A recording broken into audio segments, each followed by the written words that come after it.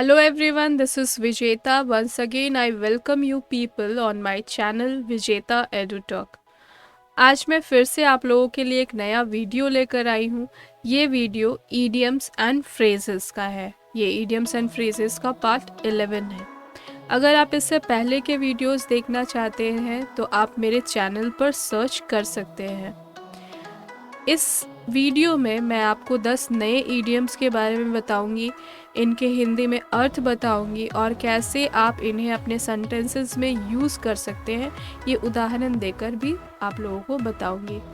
इन idioms का use करके आप इंग्लिश में और ज़्यादा कॉन्फिडेंट हो जाएंगे। इन ईडियम्स का यूज़ करके आप अपने सेंटेंसेस को, अपने लैंग्वेज को और ज़्यादा इफ़ेक्टिव बना पाएंगे।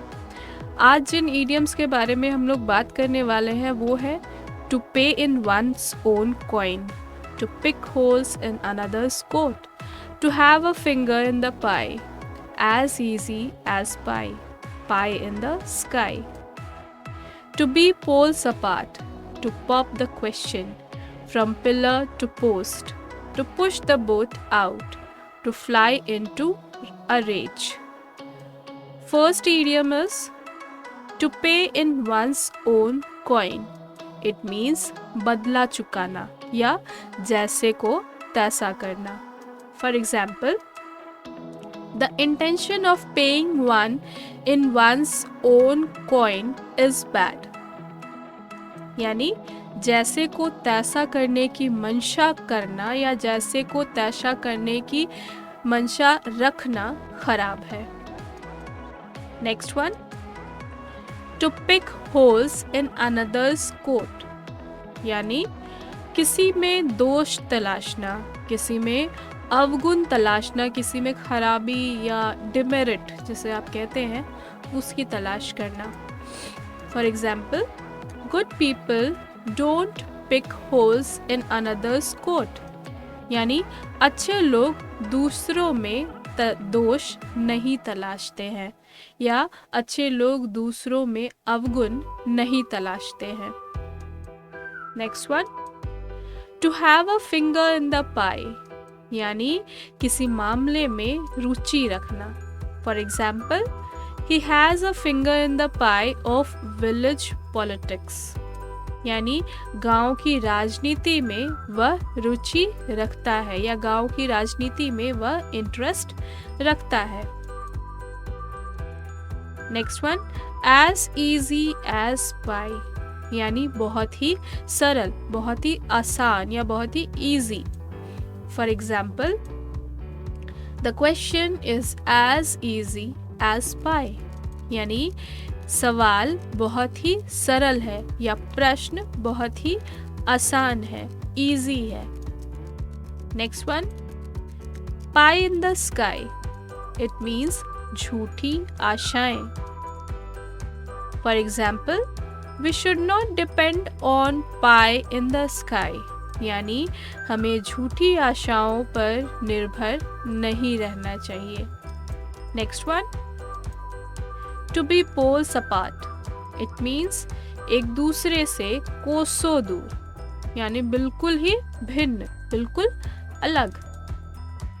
For example, the government and its employees are poles apart on the issues of demands, यानी सरकार और उसके कर्मचारी डिमांड्स के मुद्दों पर यानी मांग के मुद्दों पर एक दूसरे से बिल्कुल भिन्न है या एक दूसरे से कोसों दूर है. Next one, to pop the question, it means शादी का प्रस्ताव रखना या शादी के लिए प्रपोज करना. For example, he popped the question to her, यानी उसने उसके सामने शादी का प्रस्ताव रखा या उसने उसे शादी के लिए प्रपोज किया.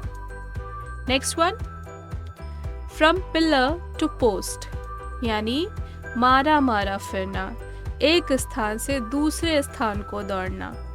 For example, Rama was wandering for money from pillar to post but nobody helped her, यानी रमा एक स्थान से दूसरे स्थान को भागी लेकिन किसी ने उसकी सहायता नहीं की। यहाँ पर पैसे के लिए छूट गया है, प्लीज़ एक्सक्यूज़ मी। रमा एक स्थान से दूसरे स्थान को पैसे के लिए भागी, यानी उसे पैसे की ज़रूरत थी, लेकिन किसी ने उसकी मदद नहीं की। Next one, to push the boat out, यानी दिल खोलकर खर्च करना। For example, at his victory he pushed the boat out, यानी अपनी जीत पर उसने दिल खोल कर खर्च किया। Next one, to fly into a rage, यानी अचानक बहुत अधिक क्रोध करना, अचानक बहुत अधिक गुस्सा करना। For example, the father flew into a rage when the son told a lie, बेटे के झूठ बोलने पर पिता ने अचानक से बहुत अधिक क्रोध किया। सॉरी, यहाँ पर again there is a mistake, it is विरोध, बट यहाँ पर होना चाहिए क्रोध।